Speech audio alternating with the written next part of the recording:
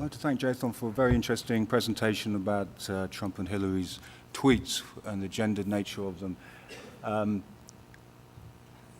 which is relevant, skews into what I'm trying to talk about today somewhat, because in a way, Jeremy Corbyn is a kind of anti-Trump populist.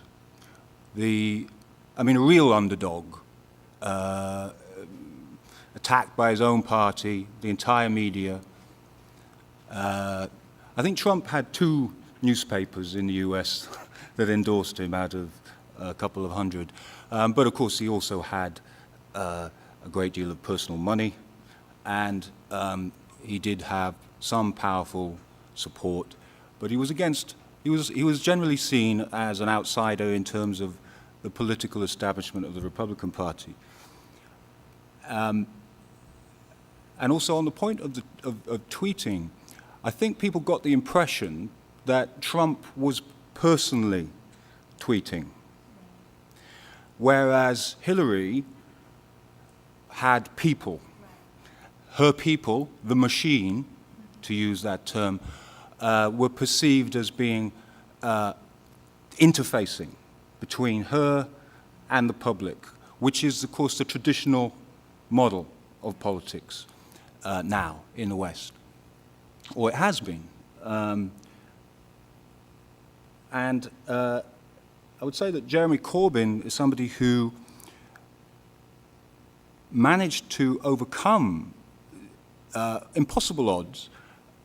He was seen as being the nemesis of the Labour Party this year until the general election in June. He was seen as being the most unpopular Labour Party leader ever.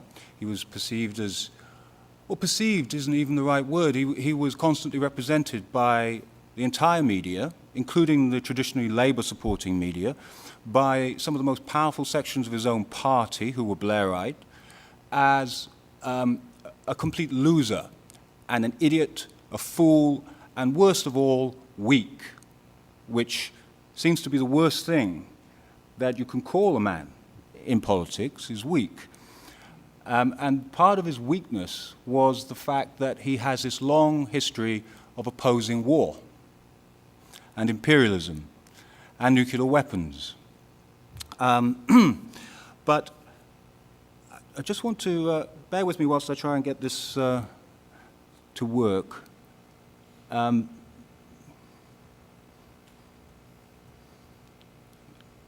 I'm not that familiar with PowerPoint. Bear with me.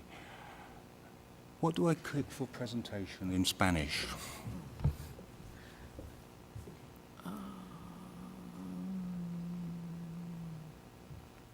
And great. now you just move with the... Splendid, thank you. Okay, well, this picture here, you may recognize the body and the pants. They don't belong to the face. And it is a meme. The face obviously is Jeremy Corbyn. Well, you may not know that it is, but that is Jeremy Corbyn's face.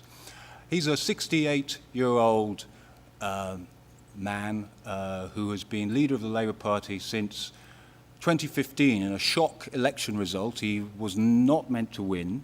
He was seen as just a sort of token lefty candidate. But he won by a landslide. And the party machinery did its best to get rid of him, and so the next year there was another election, and he was expected to be defeated, and again he won by an even bigger landslide. But still we were told repeatedly that he was unelectable, that he was a loser, despite the fact that he'd shown himself twice to be an extraordinary campaigner. And this meme here of him with David Beckham's body was the sort of thing that ended up being circulated online, because it was online that, because the entire media was against him, it was online that you found dissenting voices. And one of the ways that they dissented was by producing funny memes that counteracted the presentation of Corbyn that was going on in the mainstream media. And this particular meme is funny because, of course, it's ironic. He's a 68-year-old man who is not the best turned-out individual, let's put it that way. He's somewhat shabby by modern political standards. But he was so unsexy that he became sexy, particularly for a lot of young people. So let's have a look at, yes, thanks. This is what a modern, 21st century progressive male political leader is supposed to look like. Obviously, you recognize the chap on the right, Obama, outgoing president of the US. And on the left, an Obama-ette, in a sense, Emmanuel Macron, president of France, who was elected, I believe, earlier this year. And Emmanuel Macron, in particular, represents a very new, very seductive, very pretty, attractive male political leader. His looks are constantly discussed. The fact that he spent £30,000 or $30,000 in a quarter, in 3 months, on makeup services became a big headline. Although I think that actually wasn't much more than his predecessor, Francois Hollande, spent, to much less effect. And here we have Macron being launched from a French nuclear submarine. Actually, he's been winched onto this submarine, which was conducting underwater missile simulation tests. And this is part of a PR strategy to present Macron as not just very seductive and easy on the eyes and soft and caring in that modern metrosexual sense, but also strong on defense. Because that's part of the mantra of until now, of the progressive male leader in many Western countries. Oh, and this is Macron being launched by President Trump at a NATO summit. Trump is not a boy band president, although his masculinity is very conflicted in a number of ways, or complex, because he's very flamboyant. There's memes circulating of him with a camp gay voice dubbed over his speech, him using the same words, but in an exaggerated sort of gay way. I mean, that's a whole subject in itself, the way that many liberals in the US have critiqued or attacked Trump for being gay in a strange sort of way. But he has a very unusual flamboyance in American top-tier politics. And here, of course, we have the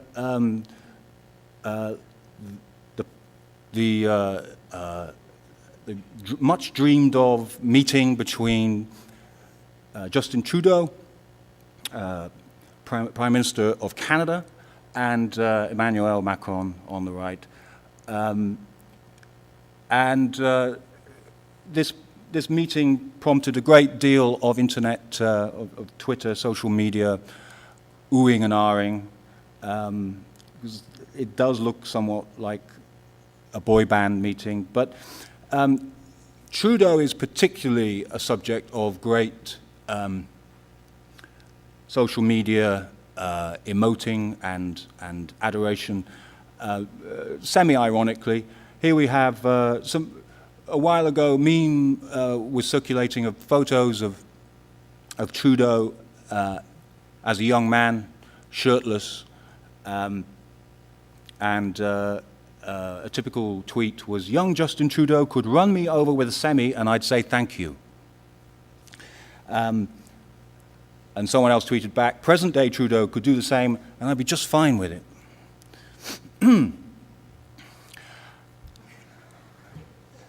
Jeremy Corbyn.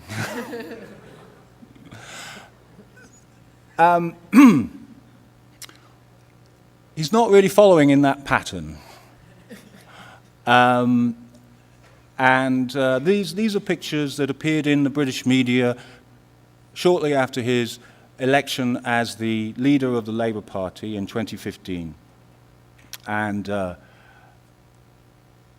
as a part of a barrage of headlines which were designed and went on for years to ridicule, abuse, and frankly bully Corbyn. In fact, I have never seen a political leader in my lifetime subjected to such a constant barrage of highly personal, vicious abuse as Jeremy Corbyn in the last 2 years. But, you know, his dress sense leaves something to be desired. The fact that he's a cyclist as well didn't help him, because cyclists are still regarded as rather strange creatures in Britain for the most part, certainly by our media. This was another newspaper spread. I believe the headline was something like, are you more Holloway Road, which is the North London rather poor constituency that Jeremy Corbyn represents, or are you more Bond Street? And of course, David Cameron, who was our Prime Minister at the time, until he lost the Brexit referendum last year, is Bond Street. Eton educated, aristocratic background, expensive tailor-made suits, moisturized, well-presented, polished, and Jeremy Corbyn, none of those things. As part of the press representation of him, his love for his allotment, I don't know if you have allotments in Spain, they're a curious, eccentric British custom where you don't have a proper garden, so you don't have a garden that you can grow vegetables in and potatoes, so you rent a little plot of land in an area where everyone is doing the same, and it's called an allotment area, and you go there at the weekends, and you dig, and you plant things. And that's what Jeremy Corbyn, leader of the Labour Party, very nearly our Prime Minister earlier this year, does at the weekends. And he gets a lot of stick for this because that and his jam making, he likes to make his own jam, probably with fruit from his own allotment. The fact that he sees these as important relaxation activities and doesn't present himself as a super yuppie politician who is 24/7, you know, bashing out policy and micromanaging everything, was presented as another reason why he was an idiot.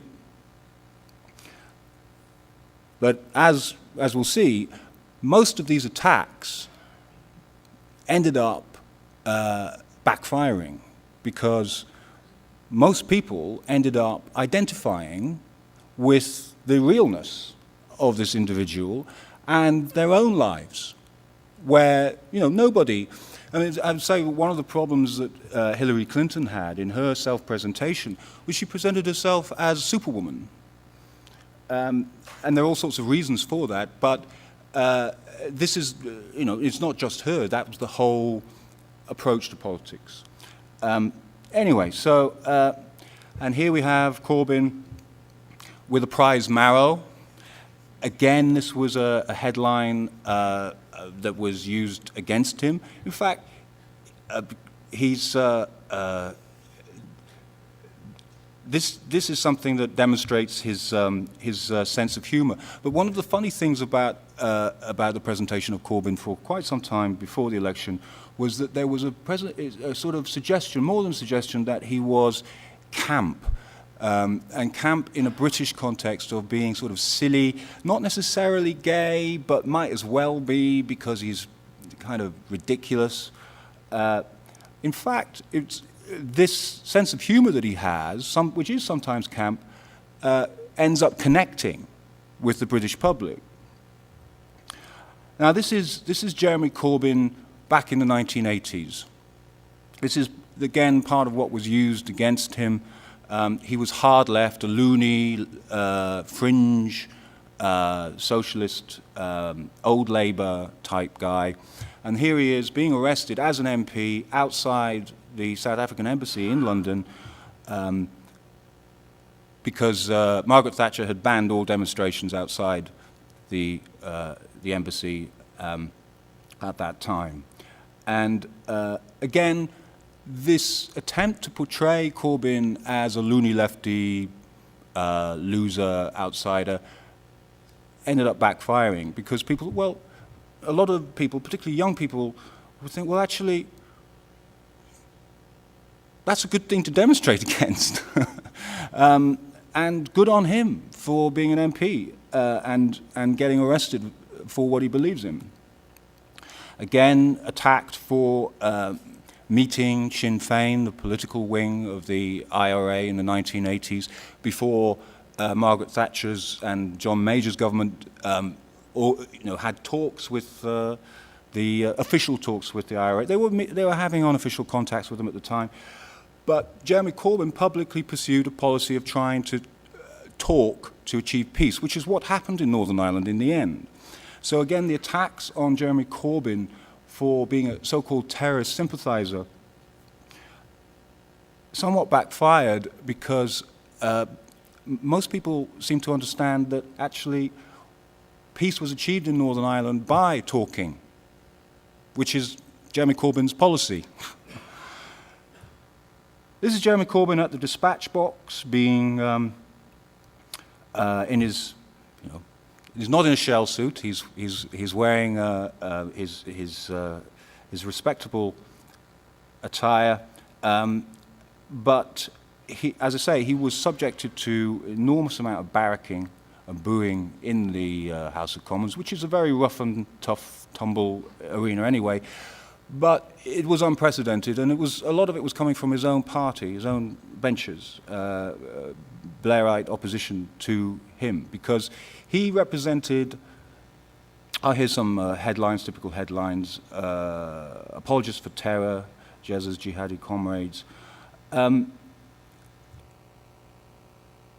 of the reason why well, we'll come to that in a minute, but another typical juxtaposition before the election or during the election even, until it sort of falls apart for May. May is presented as the strong and stable leader. This was her slogan, strong and stable. She repeated it so much that it became a joke, particularly when she seemed to buckle under the pressure of the campaign trail. And Jeremy Corbyn, on the right, mad, unstable, silly, stupid. This is another newspaper spread. Bizarre faces pulled by Jeremy Corbyn. Well, yes, he's reading a story to kids. Again, backfiring ultimately because the public see this and realize eventually, partly thanks to social media bringing attention to what's going on, well, this is a normal bloke, or whatever that is. This is a nice guy who is entertained, doesn't mind looking silly in front of the cameras. Yeah. To read a story to kids, here we have him dancing at Remembrance Sunday, which is a sort of war memorial day in November, according to the Sun newspaper. In fact, this is what was actually happening. He was walking alongside a war veteran friend of his, but this was part of the attempt to portray him as being unpatriotic. His wreath read, "In memory of the fallen in all wars, let us resolve to create a world of peace." This is a blasphemous idea at Remembrance Sunday from the point of view of the traditional establishment, because Remembrance Sunday is less about peace and more about a kind of quasi-religious worship of war sometimes. So, Remembrance Sunday again, Tony Blair, looking grim-faced behind behind Jeremy Corbyn. Corbyn has opposed Tony Blair's wars and many of his economic policies. You may recognize this individual. You may not, actually, considering how long ago it was. Well, it's the Iron Lady. Casts a long shadow over British politics. Essentially, Tony Blair and David Cameron are the sons of Margaret Thatcher in many ways. Neoliberalism has Thatcher's face in British politics, and until now, most leaders, PMs, have tried to emulate her to some degree, particularly her strong on defense presentation. Now, this video is supposed to play, but it's not playing. Oh, I see. Oh. Yes. Oops. No. Maybe the connection is no. It's starting to, yes. It's connecting to YouTube now. Is that way? Yes. Ah. Anyway, this is May. Maybe we don't have. Okay. Well, I'll go back if I can to. Very familiar with laptops. Yes, I shouldn't have bothered with a video. It was a bad idea.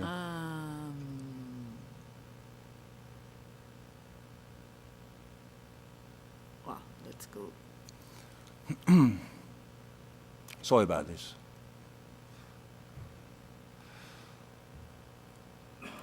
I hate Hang on. laptops. There we are. Yeah, but you have to move down now.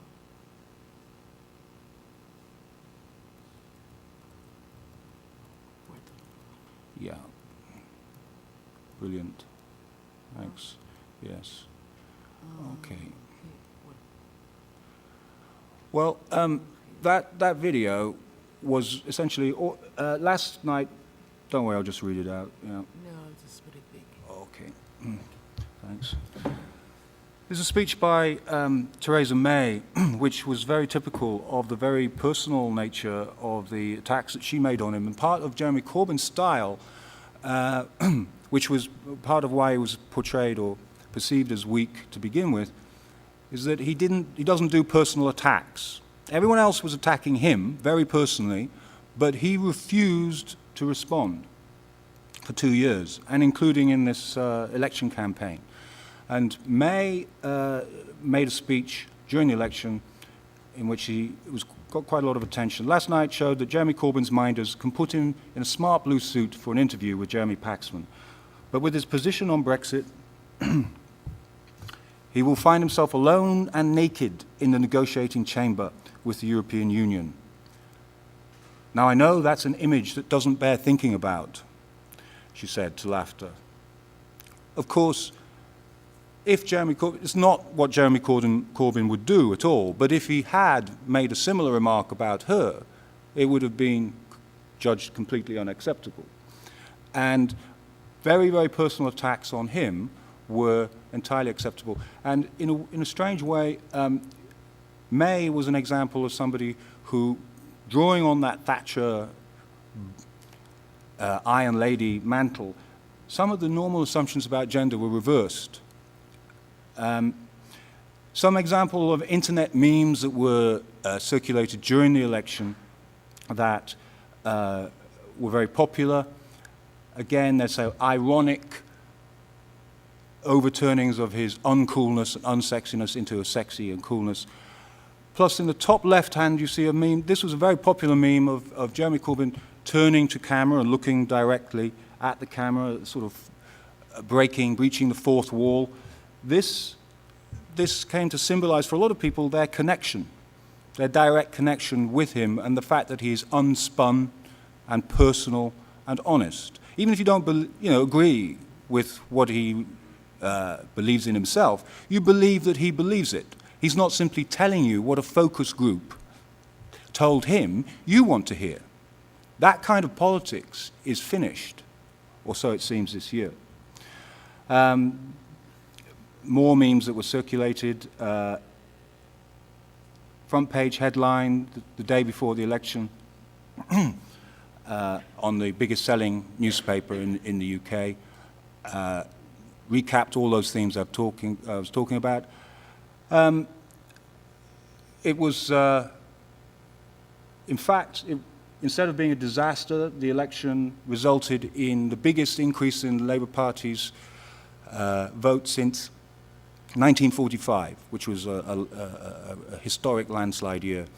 The vote increased by 10%, took away May's safe majority, and which, by the way, she called the election because she believed the propaganda about, so it seems, about Corbyn being weak.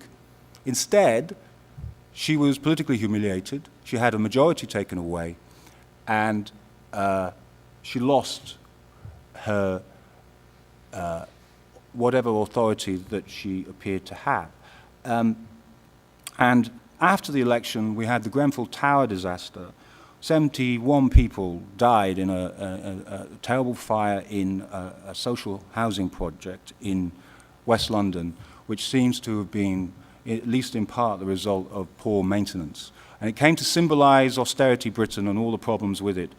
And here, finally, the newspapers, having seen the results of the election, seen the popularity of Corbyn in spite of their vicious campaign against him, or because of it, finally, after the election, we begin to see front-page headlines and favourable headlines for Corbyn, and pictures like this, which is Corbyn on the right visiting Grenfell Tower after the disaster, and May on the left also visiting, and everybody commenting on the different personal style of these two leaders in a way that is very uncomplimentary to May. Thanks. Thank you. Thank you.